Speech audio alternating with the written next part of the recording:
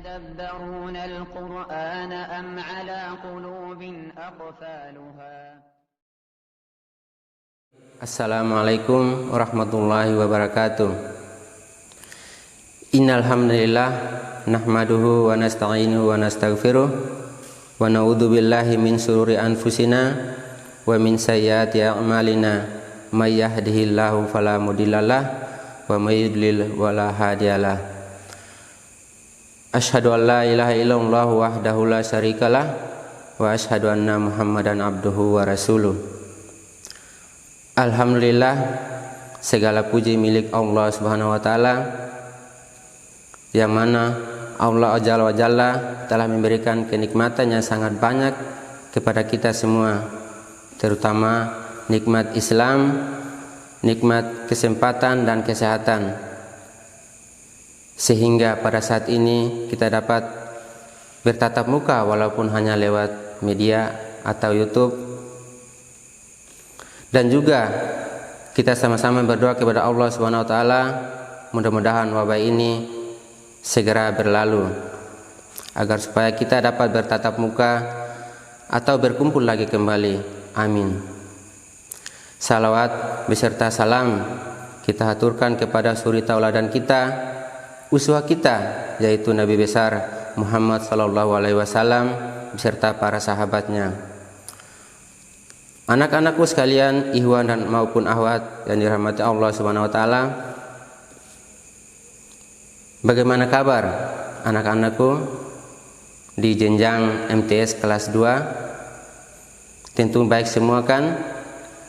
Alhamdulillah. Baiklah, kita akan mulai pelajaran kita pada kesempatan ini, yaitu di jenjang MTS kelas 2, yaitu bab yang pertama, Pancasila sebagai dasar negara dan pandangan hidup bangsa. Selamat, kalian telah menjadi siswa kelas 8 atau kelas 2. Keberhasilan naik ke kelas patutlah kita syukuri. Bukti rasa syukur bukanlah dengan cara berhura-hura, melainkan kalian buktikan dengan belajar yang lebih baik dan makin taat menjalankan perintah Allah Subhanahu wa taala. Menjalankan perintah Allah Subhanahu wa taala merupakan salah satu bentuk menghargai dan mengamalkan Pancasila, yaitu sila pertama dalam hidup bermasyarakat dan bernegara. Banyak sekali nilai-nilai Pancasila yang dapat diamalkan. Dengan mempelajari bab ini, kalian akan mempelajari nilai-nilai Pancasila sebagai dasar negara dan pandangan hidup bangsa, dan bagaimana melaksanakan nilai-nilai Pancasila di lingkungan sekolah, masyarakat, dan bangsa dan negara.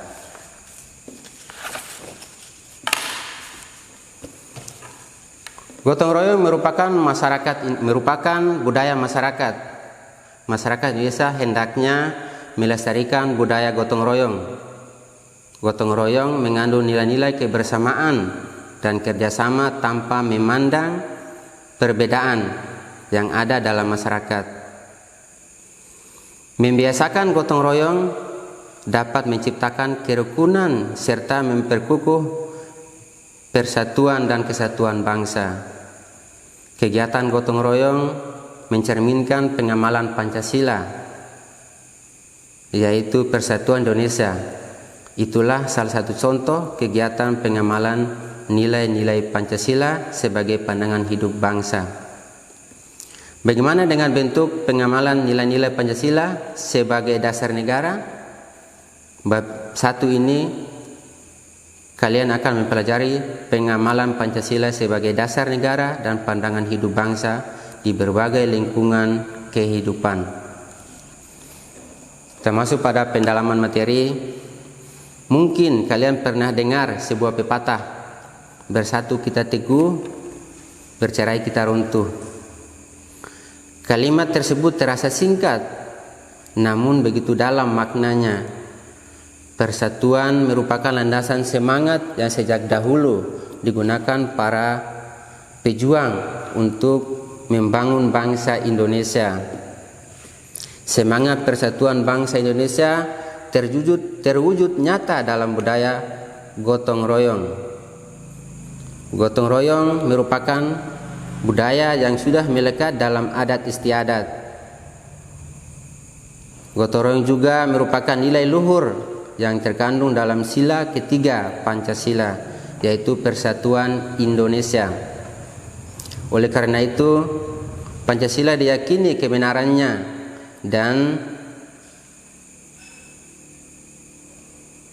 senantiasa melekat dalam kehidupan bangsa dan negara Indonesia. Itulah konsekuensi atas Pancasila sebagai dasar negara dan pandangan hidup bangsa. Anak-anak sekalian yang dirahmati Allah SWT, sekarang kita masuk kepada poin A, yaitu hakikat Pancasila. Hampir setiap peserta didik di Indonesia mampu menghafal sila-sila Pancasila. Meskipun demikian, belum tentu peserta didik memahami apa sebenarnya Pancasila itu. Untuk lebih memahami Pancasila, berikut pengertian Pancasila dan proses penerapan Pancasila sebagai dasar negara. Yang pertama, pengertian Pancasila. Pancasila apabila dikaji secara ilmiah memiliki pengertian yang sangat luas, baik dalam pendudukan sebagai dasar negara maupun sebagai pandangan hidup bangsa. Pancasila mulai dikenal sejak zaman Kerajaan Majapahit. Nilai-nilai dalam sila Pancasila sudah menerapkan dalam kehidupan masyarakat Majapahit, meskipun kelima sila tersebut belum dirumuskan secara konkret. Dalam kitab Sutasoma karya MPU Tantular, Pancasila dalam bahasa Sanskerta berasal dari kata panca atau lima dan sila sendi atau asas berbatu sendi lima atau pelaksanaan kesusilaan lima atau pancakrama. Isi pancakrama sebagai berikut, yaitu A. Tidak boleh mencuri, B. Tidak boleh berbohong, dan C. Tidak boleh berjiwa dengki. Kemudian yang D. Tidak boleh melakukan kekerasan, dan E. Tidak boleh minum minuman keras atau mengkonsumsi obat yang terlarang. Selain menjelaskan pengertian atau arti Pancasila secara umum, berikut ini beberapa pengertian Pancasila menurut para ahli yang merupakan tokoh-tokoh Indonesia, seperti Muhammad Yamin. Menurut Muhammad Yamin, Pancasila berasal dari kata panca yang berarti lima dan sila berarti sendi atau asas atau dasar atau peraturan tingkah laku yang penting dan baik. Dengan demikian, Pancasila merupakan 5 dasar berisi pedoman atau aturan tentang tingkah laku penting dan baik. Menurut Pancasila, menurut Insinyur Soekarno,